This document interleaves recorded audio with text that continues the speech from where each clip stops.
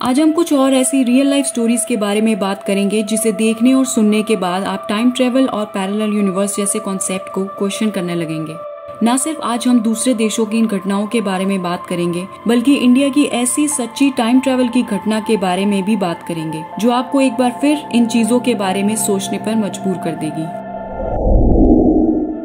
ये बात है 1930s की एक आम दिन, जब मिसेस एडना हेजेस अपने फ्रेंड के घर जा रही थी। जब वह रास्ते में थी तब अचानक से बारिश और तूफान आने लगा। खराब मौसम के चलते उन्हें कोई और रास्ता न दिखने पर उन्होंने नजदीकी कॉटेज को खटखटाना सही समझा। उन्होंने जब नॉक किया तब एक अजीब से लंबे और ब्रॉड शोल्डर्ड बूढ़े आदमी ने दरवाजा खोला और उस आदमी ने मिसेस एडना को अंदर आने दिया। फायरप्लेस के पास बैठ के वह अपने कपड़े ड्राई कर रही थी और जब तक वह उस कॉटेज में थी उन्हें बाहर से आंधी तूफान की आवाज भी नहीं आ रही थी और बूढ़े आदमी और एडना ने इस पूरे समय में कोई बात नहीं की। फिर कुछ मिनटों के बाद वह दोबारा से रोड पर आ गई और फ्रेंड की ओर साइकिल पर जाने लगी। उन्हें खुद पर यकीन नहीं हो रहा था कि वह रोड पर आ गई हैं। उन्हें कॉटेज से बाहर निकलने की कोई मेमोरी नहीं थी। जब वह अपनी फ्रेंड के पास पहुंची और उन्हें सारी बात बताई तो उनकी फ्रेंड ने जो बताया उसके बाद वह चौंक गई। उनकी फ्रेंड ने बताया कि वह पुराना कॉटेज 50 सालों से खाली पड़ा है और वहाँ कोई भी नहीं रहता। एडना को यकीन नहीं हुआ कि ऐसा कैसे हो सकता है और इस बात को चेक करने के लिए वह उस जगह पर दोबारा गई, लेकिन उनकी फ्रेंड की बात सही निकली। वह पुराना कॉटेज काफी खराब कंडीशन में था और वहाँ कोई भी नहीं था।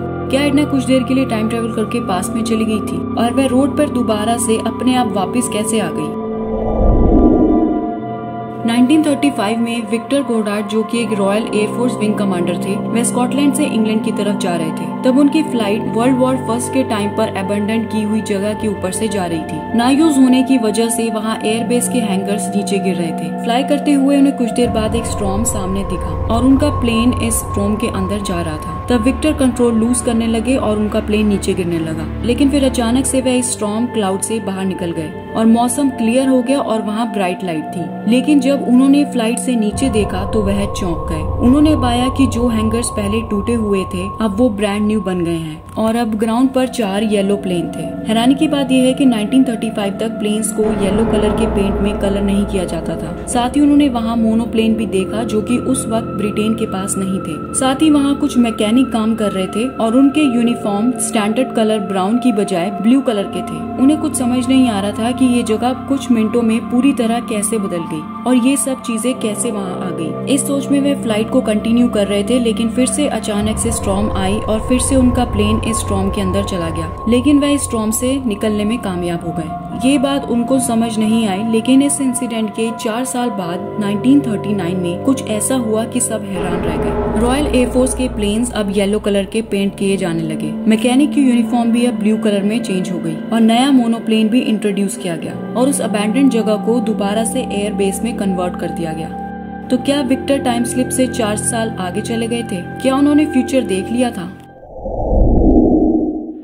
ये बात है 10 अगस्त 1901 की, जब ऑक्सफोर्ड की 2 वेल एजुकेटेड महिलाएं मॉबर्ली और जॉर्डेन ने डिसाइड किया कि पेरिस में वे रॉयल पैलेस ऑफ वर्साइल जाएंगी। लेकिन उन्हें नहीं पता था कि ये ट्रिप उनके लिए बहुत ही डरावना एक्सपीरियंस बनने वाली है। पैलेस देखने के बाद उन्होंने डिसाइड किया कि वह पास ही में मौजूद गार्डन भी देखकर आएंगी, लेकिन गार्डन पहुँचने के बाद उन्होंने पाया कि वह पब्लिक के लिए बंद है। गाइड बुक की मदद से वह वहाँ से फिर से ट्रैवल करने लगी, लेकिन उन्होंने टर्न मिस कर दिया, जिस वजह से वह अब दोनों रास्ता भटक गई थी। चलते चलते उन्होंने जब अपने आसपास देखा कि लोगों ने बहुत पुराने जमाने के कपड़े पहने हुए हैं। जब वे वहाँ से जा रही थी तो सब कुछ अननेचुरल लगने लगा, एटमॉस्फेयर चेंज होने लगा। उसके बाद वहाँ उन्होंने एक आदमी देखा जिसके चेहरे पर चिकन पॉक्स के निशान थे और वह देखने में बहुत डरावना लग रहा था। वहीं दूसरी ओर एक आदमी मिला जिसने उन्हें गाइड किया कि वह वहाँ से सीधा जाएं। उसके बाद जब वह वापस से पैलेस आई तो उन्हें एक पुराने जमाने की औरत दिखी जो मॉबर्ली के according queen of France Mary Antoinette थी, जो 200 साल पहले ही मर चुकी थी।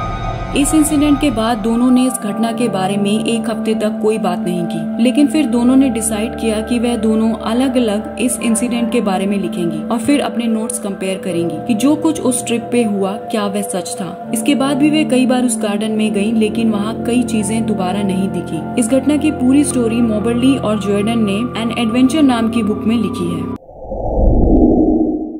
2008 में लेरीना ग्रासिया नाम की महिला की लाइफ एक दिन में पूरी तरह बदल गई। लेरीना जब सुबह नींद से उठी तो उन्होंने नोटिस किया कि उनके आसपास कुछ बदला हुआ है। उनकी बेडशीट और उनका पजामा डिफरेंट है। उन्हें ये देखकर हैरानी हुई कि ये कैसे हो सकता है, लेकिन इन बातों को इतनी इम्पोर्टेंस ना देते हुए वह अपने दिन को आम दिन की तरह बिताने लगी। वह ऑफिस के लिए तैयार हुई और अपने कार की ओर जाने लगी। तब उन्होंने देखा कि उनकी कार सेम नहीं थी। कंफ्यूजन में वह कार में बैठ के ऑफिस जाने लगी, जहाँ वह 20 सालों से काम कर रही थी। लेकिन लेरीना की कंफ्यूजन अब और बढ़ने वाली थी। जब वह ऑफिस पहुंची तब उन्होंने पाया कि जिस डिपार्टमेंट में वह इतने समय से काम कर रही थी वह कभी एग्जिस्ट करता ही नहीं था और उनका डिपार्टमेंट ऑफिस बिल्डिंग के किसी और फ्लोर पर था। इतने सारे स्ट्रेंज चीजों से वह कंफ्यूज्ड और स्ट्रेस्ड हो रही थी।